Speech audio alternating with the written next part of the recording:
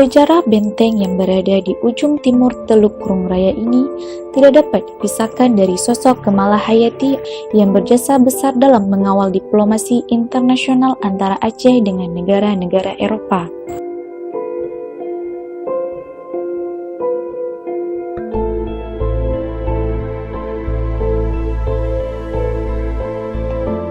Objek wisata benteng ini sudah banyak roboh hingga menyisakan reruntuhan batu. Meski demikian, dari atas benteng ini pemandangan yang indah disuguhkan dengan baik dan luar biasa indah, apalagi jika hari sedang cerah.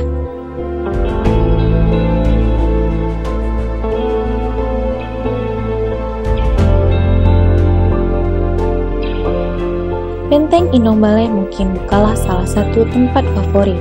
Di samping lokasinya yang cukup jauh di pelosok Bukit Soeharto, Krung Raya, medan yang harus ditempuh pun cukup keras.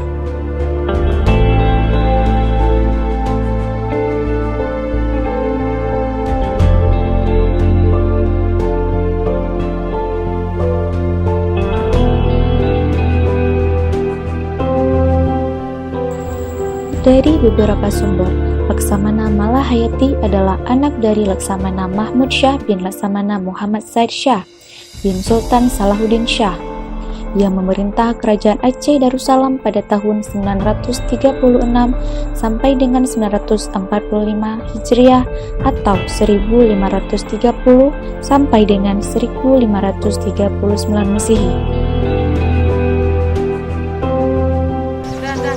Inilah kondisi akhir benteng Inong Balai saat ini, di mana dulunya benteng ini merupakan tempat pertahanan para Inong Balai dalam melawan Portugis.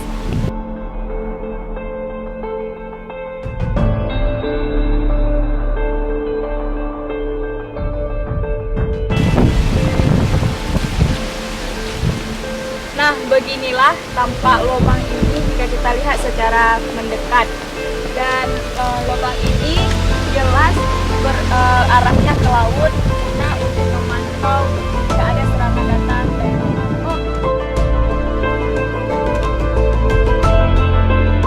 Benteng ini memiliki struktur persegi panjang berukuran sekitar 60 meter x 40 meter dengan dinding batu melingkar setebal 2 meter dan tinggi 2,5 meter. Pada dinding terdapat lubang setengah lingkaran yang langsung menghadap ke teluk. Saat ini terdapat sisa-sisa dinding barat dengan 4 loop.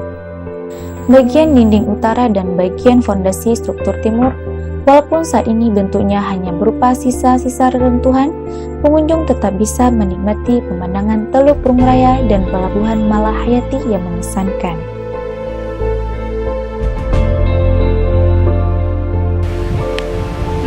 Sekarang saya berada tepat di atas reruntuhan benteng Inong Balai, di mana kita lihat sekarang benteng ini tidak lagi berbentuk seperti benteng yang ada di dalam sejarah.